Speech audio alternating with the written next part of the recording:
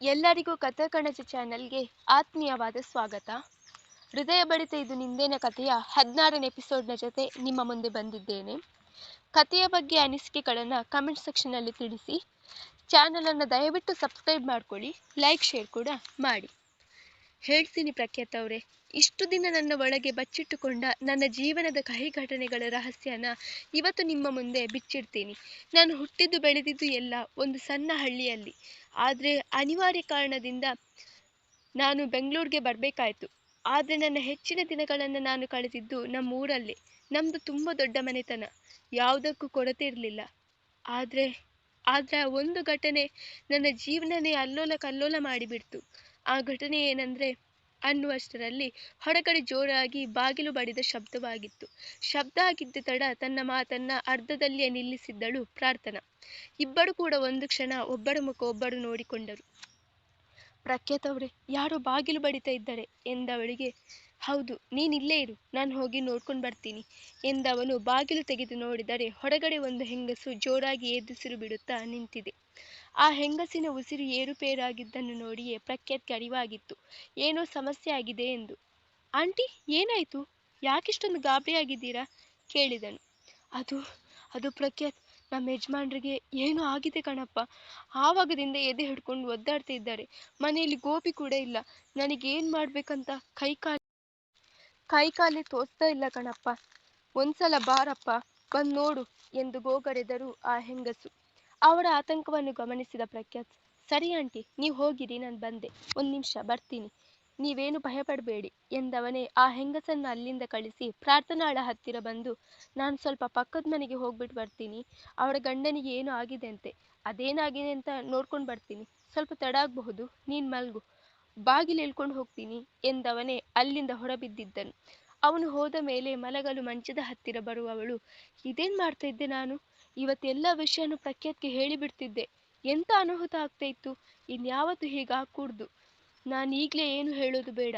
ಒಂದು ವೇಳೆ ವಿಷಯ ಗೊತ್ತಾಗಿ ಅವ್ರು ಇಲ್ಲಿಗೂ ನನ್ನ ಹುಡ್ಕೊಂಡು ಬಂದರೆ ಆಗ ನನ್ನಿಂದ ಪ್ರಖ್ಯಾತ್ ಅವ್ರಿಗೆ ಕೂಡ ತೊಂದರೆ. ಇಲ್ಲ, ಹಾಗಾಗಬಾರ್ದು. ನನ್ನಿಂದ ಯಾರು ಕೂಡ ತೊಂದರೆ ಅನುಭವಿಸಬಾರ್ದು. ಈಗಾಗಿದ್ದೇ ಸಾಕು. ಸರಿಯಾದ ಸಮಯ ಬರಲಿ, ಆಗ ನಾನೇ ಹೇಳ್ತೀನಿ ಎಂದವಳು ಮಂಚದ ಮೇಲೆ ಒರಗಿದಳು. ಆದರೆ ತಾನು ಸತ್ಯ ಹೇಳದೆ ಪ್ರಖ್ಯಾತ್ನಿಂದ ಮುಚ್ಚಿಟ್ಟಿರುವ ವಿಷಯದ ಸಲುವಾಗಿ ಮುಂದೊಂದು ದಿನ ಅಮೂಲ್ಯವಾದದ್ದನ್ನು ಕಳೆದುಕೊಳ್ಳಬೇಕಾಗುತ್ತದೆ ಎಂಬ ಪರಿಸ್ಥಿತಿ ಎದುರಾಗಬಹುದು ಎನ್ನುವ ಸಣ್ಣ ಸೂಚನೆ ಕೂಡ ಅವಳಿಗೆ ಇರಲಿಲ್ಲ. ನೋಡಪ್ಪ ಪ್ರಖ್ಯಾತ್ ಇವ್ರನ್ನ, ಆಗದಿಂದ ಹೀಗೆ ಎದೆ ಹಿಡ್ಕೊಂಡು ಕೂತಿದ್ದಾರೆ, ಒಂದು ಮಾತಾಡ್ತಾ ಇಲ್ಲ. ಇರೋಳು ನಾನೊಬ್ಳೆ ಈ ಮನೆಯಲ್ಲಿ, ಹೆಂಗಸು. ನನ್ನ ಕೈಯಿಂದ ಏನು ಮಾಡೋಕ್ಕಾಗುತ್ತಪ್ಪ ಎಂದು ಹೇಳಿ ಸೆರಗು ಅಡ್ಡ ಹಿಡಿದು ಕಣ್ಣೀರು ಹಾಕಲು ಶುರು ಮಾಡುತ್ತಾರೆ ಆ ಹೆಂಗಸು. ಅಳ್ಬೇಡಿ ಆಂಟಿ, ಏನೂ ಆಗಲ್ಲ, ಅಂಕಲ್ ಹುಷಾರಾಗ್ತಾರೆ, ಇನ್ನೇನು ಸ್ವಲ್ಪ ಹೊತ್ತಲ್ಲಿ ಡಾಕ್ಟರ್ ಬರ್ತಾರೆ, ಫೋನ್ ಮಾಡಿದ್ದೀನಿ ಎಂದನು ಪ್ರಖ್ಯಾತ್. ಅಷ್ಟರಲ್ಲಿ ಡಾಕ್ಟರ್ ಕೂಡ ಮನೆಗೆ ಧಾವಿಸಿದ್ದರು. ಎದೆ ಹಿಡಿದುಕೊಂಡಿದ್ದ ವ್ಯಕ್ತಿಯನ್ನು ಪರೀಕ್ಷಿಸಿದ ಡಾಕ್ಟರ್, ಇವರಿಗೆ ಸಣ್ಣದಾಗಿ ಹಾರ್ಟ್ ಅಟ್ಯಾಕ್ ಆಗಿದೆ ಅಷ್ಟೇ, ಜೀವಕ್ಕೇನು ಅಪಾಯ ಇಲ್ಲ, ಆದರೂ ಕೇರ್ಫುಲ್ ಆಗಿರಬೇಕು ಇವರ ವಿಷಯದಲ್ಲಿ. ಊಟ ತಿಂಡಿ ಕೊಡುವಾಗ ಸ್ವಲ್ಪ ಜಾಗ್ರತೆ ವಹಿಸಿ. ಹಾಗೆ ನಾನು ಕೊಡೋ ಈ ಮಾತ್ರೆನ ಸರಿಯಾಗಿ ಅವರಿಗೆ ಕೊಡಿ, ಜಾಸ್ತಿ ಒತ್ತಡ ಹಾಕಬೇಡಿ ಎಂದರು. ಅವರಿಗೆ ಹಣ ಕೊಟ್ಟ ಪ್ರಖ್ಯಾತ್, ಸರಿ ಡಾಕ್ಟರ್, ತುಂಬ ಥ್ಯಾಂಕ್ಸ್, ಅರ್ಧ ರಾತ್ರಿಲಿ ಬಂದು ಸಹಾಯ ಮಾಡಿದ್ದಕ್ಕೆ ಎಂದು ಹೇಳಿದವನು ಡಾಕ್ಟರನ್ನು ಅಲ್ಲಿಂದ ಕಳಿಸಿಕೊಟ್ಟಿದ್ದ. ಸರಿ ಆಂಟಿ, ನಾನಿನ್ನು ಬರ್ತೀನಿ, ಏನೂ ಆಗಲ್ಲ, ಹೆದರ್ಕೋಬೇಡಿ, ಹಾಗೇನಾದಿದ್ರೆ ನಂಗೊಂದು ಕಾಲ್ ಮಾಡಿ, ಬರ್ತೀನಿ, ಡಾಕ್ಟರ್ ಹೇಳಿದ್ದೆಲ್ಲ ನೆನಪಿರಲಿ ಎಂದು ಹೇಳಿ ಅಲ್ಲಿಂದ ಹೊರಡಲು ಅನುವಾದವನ ಕೈ ಹಿಡಿದು ನಿಲ್ಲಿಸಿದ ಹೆಂಗಸು, ಯಾರು ಹೆತ್ತ ಮಗನಪ್ಪ ನೀನು? ನಿನ್ನನ್ನು ನೋಡಿದರೆ ತುಂಬ ಖುಷಿಯಾಗುತ್ತೆ ಕಣು. ಎಲ್ರಿಗೂ ನಿನ್ನಂಥ ಮಗ ಇರಬೇಕು, ಆಗ ಎಲ್ಲ ಹೆತ್ತವರ ಜನ್ಮ ಸಾರ್ಥಕ ಆಗುತ್ತೆ. ದೇವರು ಒಳ್ಳೇದು ಮಾಡಲಿ. ನಿನ್ನ ಈ ಒಳ್ಳೆ ಮನಸ್ಸಿಗೆ ಖಂಡಿತ ಆ ದೇವರು ಒಳ್ಳೆಯದೇ ಮಾಡ್ತಾನೆ, ಹೋಗ್ಬಾ ಎಂದರು. ಅವಳಿಗೆ ಒಂದು ಮುದ್ದಾದ ಮುಗುಳುನಗೆ ಕೊಟ್ಟವನು ಅಲ್ಲಿಂದ ಮನೆಗೆ ಬಂದಿದ್ದನು. ಬಂದವನೇ ಪಟ್ಟಾಗಿ ಮಲಗಿದ್ದ ಹುಡುಗಿಯನ್ನು ನೋಡಿ ಅವಳ ಹತ್ತಿರ ಬಂದು ಮುಖಕ್ಕೆ ಬಿದ್ದಿದ್ದ ಅವಳ ಮುಂಗುರುಳನ್ನು ಸವರಿದವನು, ಒಮ್ಮೊಮ್ಮೆ ನಿನ್ನ ನೋಡಿದಾಗ ತುಂಬ ಬೇಜಾರಾಗುತ್ತೆ ಕಣೆ.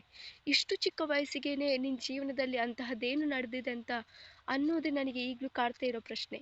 ಆಗಲೇ ಅದೇನು ಹೇಳ್ತಾ ಇದೆಯಲ್ಲ, ಏನದು ಎಂದು ತನ್ನಲ್ಲೇ ಕೇಳಿಕೊಂಡವನು, ನಾನೊಬ್ಬ ಮಲ್ಗಿರೋ ಹುಡುಗಿ ಹತ್ರ ಅದೇನು ಹೇಳ್ತಾ ಇದ್ದೀಯಲ್ಲ ಅಂತ ಹುಚ್ಚು ಹುಚ್ಚಾಗಿ ಮಾತಾಡ್ತಾ ಇದ್ದೀನಿ. ಸರಿ ಸರಿ, ಈಗ ಮಲಗು, ನಾಳೆ ನಿನಗೊಂದು ಸರ್ಪ್ರೈಸ್ ಕಾದಿದೆ ಎಂದು ಹೇಳಿದವನು ಅವಳಿಗೆ ಬೆಡ್ಶೀಟ್ ಹೊದಿಸಿ ಸೋಫಾದಲ್ಲಿ ಬಂದು ಮಲಗಿಕೊಂಡನು. ಮರುದಿನ ಎದ್ದ ಪ್ರಖ್ಯಾತ್ನ ತಲೆಯಲ್ಲಿದ್ದದ್ದು ಎಲ್ಲವೂ ಹಿಂದಿನ ರಾತ್ರಿ ತಾನು ಪ್ರಾರ್ಥನಾಳಿಗೆ ಸರ್ಪ್ರೈಸ್ ಕೊಡಬೇಕು ಅಂದುಕೊಂಡಿದ್ದರ ಬಗ್ಗೆ.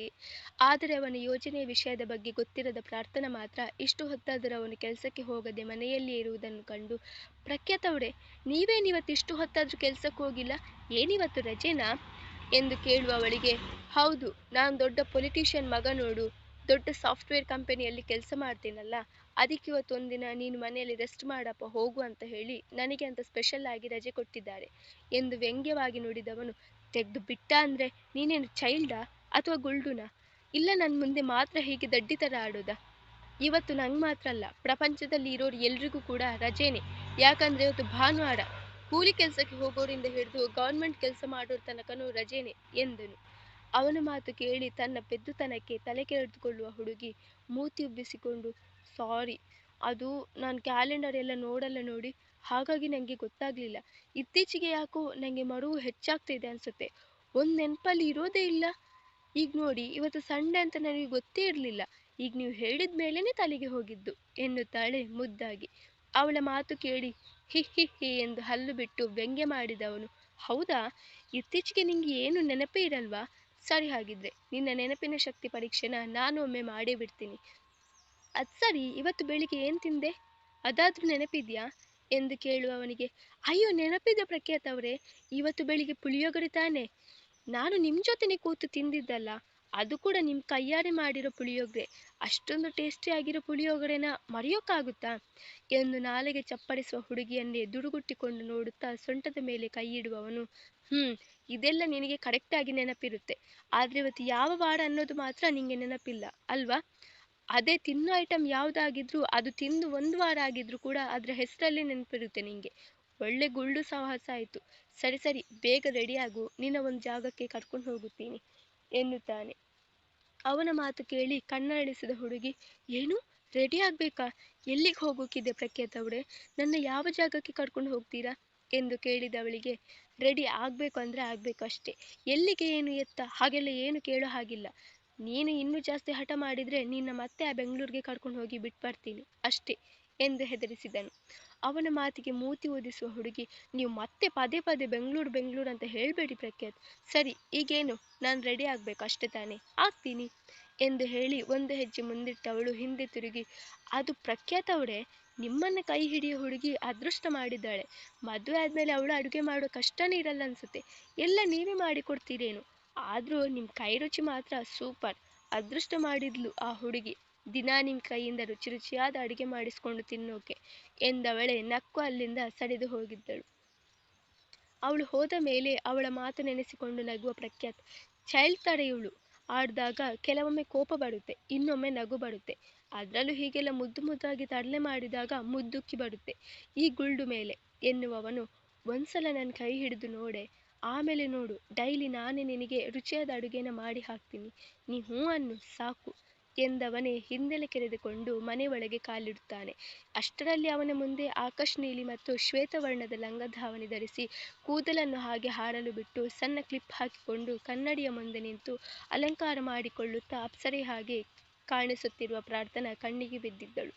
ಕನ್ನಡಿಯ ಮುಂದೆ ನಿಂತು ಕಣ್ಣಿಗೆ ಕಾಡಿಗೆ ಹಾಕುತ್ತಿದ್ದ ಹುಡುಗಿಗೆ ತನ್ನನ್ನೇ ಹಿಂದಿನಿಂದ ನೋಡುತ್ತಿರುವ ಪ್ರಖ್ಯಾತ್ ಕನ್ನಡಿಯಲ್ಲಿ ಕಾಣಿಸಿದ್ದನು. ತಕ್ಷಣ ಒಮ್ಮೆ ಹಿಂದೆ ತಿರುಗಿ ನೋಡಿದವಳು, ಪ್ರಖ್ಯಾತ್ ಅವರೇ, ಏನು ಹಾಗೆ ನೋಡ್ತಾ ಇದ್ದೀರಾ, ನೀವು ಹೀಗೆ ನೋಡ್ತಿದ್ರೆ ನಂಗೊಂಥರ ಆಗುತ್ತೆ ಎಂದು ಮುಜುಗರದಿಂದ ಹೇಳುವಾಗ ತಕ್ಷಣ ವಾಸ್ತವಕ್ಕೆ ಮರಳಿದ ಪ್ರಖ್ಯಾತ್ ಅವಳ ಹತ್ತಿರ ಬಂದು ಮುಂದೆ ನಿಲ್ಲುತ್ತಾನೆ. ಈಗಲೂ ಅವನ ಕಣ್ಣು ಅವಳ ಮೇಲೆಯೇ. ಅವನು ತದೇಕ ದೃಷ್ಟಿಯಿಂದ ತನ್ನನ್ನೇ ನೋಡುವಾಗ ಅವನ ಕಣ್ಣಿನ ದೃಷ್ಟಿಯ ಸರಿಸಮಕ್ಕೆ ನೋಡಲಾಗದೆ ಪ್ರಾರ್ಥನಾ, ನೀವು ಯಾಕೆ ಹಾಗೆ ನೋಡ್ತಾ ಇದ್ದೀರಾ ಎಂದು ಅಂಜುತ್ತಲೇ ಕೇಳಿದವಳು, ಅದು ಸರಿ, ನಾನು ಈ ಲಂಗದಾವಣಿಯಲ್ಲಿ ಹೇಗೆ ಕಾಣಿಸ್ತಾ ಇದ್ದೀನಿ, ಅದೇನು ಗೊತ್ತಾ, ನನಗೆ ಈ ಸೀರೆ ಎಲ್ಲ ಉಡೋಕೆ ಬರಲ್ಲ, ಅದಕ್ಕೆ ನಾನು ಲಂಗದಾವಣಿ ಹಾಕೋದು, ಅದು ಕೂಡ ಸೀರೆ ಥರನೇ, ಆದರೆ ಸೀರೆ ಅಲ್ಲ ಎಂದು ಹೇಳಿ ಮುದ್ದು ಮುದ್ದಾಗಿ ನಗುವ ಹುಡುಗಿಯನ್ನು ನೋಡಿ ಮುದ್ದುಕ್ಕದಿರಲು ಪ್ರಖ್ಯಾತ್ಗೆ ಹೇಗೆ ಸಾಧ್ಯ? ಅವನು ಅದಾಗಲೇ ಅವಳ ಬೆಳದಿಂಗಳ ಕಂಗಳ ಕೊಡದಲ್ಲಿ ಬಿದ್ದಿದ್ದನು. ಅವಳು ಕಣ್ಣಿಗೆ ಹಚ್ಚಿದ ಕಾಡಿಗೆಯಿಂದ ಸ್ವಲ್ಪ ತೆಗೆದವಳ ಗಲ್ಲದ ಮೇಲೆ ಸಣ್ಣ ಚುಕ್ಕಿ ಇಟ್ಟವನು, ತುಂಬ ಮುದ್ದಾಗಿ ಕಾಣಿಸ್ತಿದ್ದೀಯ. ಮೊದಲೆಲ್ಲ ಆ ಚೂಡಿದಾರ್ನಲ್ಲಿ ಒಳ್ಳೆ ಚೈಲ್ಡ್ ಥರ ಕಾಣ್ತಾ ಇದ್ದವಳು ಇವತ್ತು ನನ್ನ ಕಣ್ಣಿಗೆ ವಯಸ್ಸಿಗೆ ಬಂದ ಹುಡುಗಿ ಥರ ಕಾಣಿಸ್ತಿದ್ದೀಯ. ಅದಕ್ಕೆ ಇನ್ನು ನಂದೇ ದೃಷ್ಟಿ ಆಗೋದು ಬೇಡ ಅಂತ ದೃಷ್ಟಿ ಪೊಟ್ಟು ಇಟ್ಟೆ ಎನ್ನುತ್ತಾನೆ. ಅವನ ಮಾತು ಕೇಳಿ ಯಾವತ್ತೂ ಇಲ್ಲದ ನಾಚಿಕೆಯ ಪ್ರಾರ್ಥನಾಳ ಮುಖದಲ್ಲಿ ಅಂದು ಮೂಡಿತ್ತು. ಅದಾಗಲೇ ಅವಳ ಕಣ್ಣೆ ಕೆಂಪು ವರ್ಣಕ್ಕೆ ತಿರುಗಿತ್ತು. ಮುಂದುವರಿಯುವುದು. ನೆಕ್ಸ್ಟ್ ಎಪಿಸೋಡ್ ಮಿಸ್ ಮಾಡ್ಕೋಬೇಡಿ. ಕಥೆಯ ಬಗ್ಗೆ ಅನಿಸಿಕೆ ತಪ್ಪದೆ ಹೇಳಿ. ಸಬ್ಸ್ಕ್ರೈಬ್ ಕೂಡ ಮಾಡ್ಕೊಳ್ಳಿ. Thank you.